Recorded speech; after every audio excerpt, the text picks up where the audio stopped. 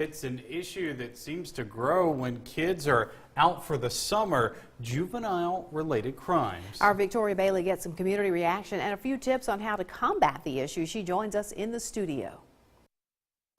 Joey, Andrea, on Monday, a strong arm robbery took place at the Starkville Walmart and officers arrested a juvenile. And now the crime has many residents asking whether idle hands really lead to mischief.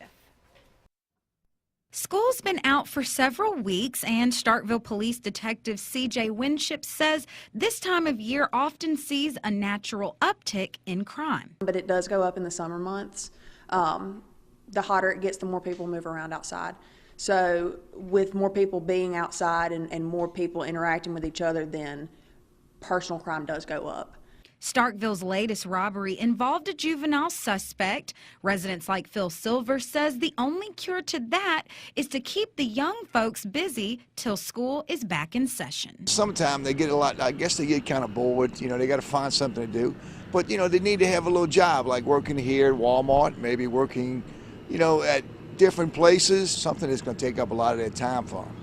Because, sometimes they're going to get in trouble. Some kids are going to get in trouble. That's just normal for kids. MSU student Jamarius Smith says influences at home can also play a role in the desire to be active as a young person. When I was younger, my grandmother would take me to the water park every year. I would always spend time with my family. So in the summers, I wouldn't have any inclination to do anything bad because I didn't really have the opportunity. Not that I was even interested, but it was they kept me active and doing things that were positive and good influences on me. Winship says there are several tips to stay safe this season and year-long while moving throughout the community. Staying aware of your surroundings. Anytime that you're alone or with a small group of people, just know who's around you, whether that's people or vehicles that are following close by.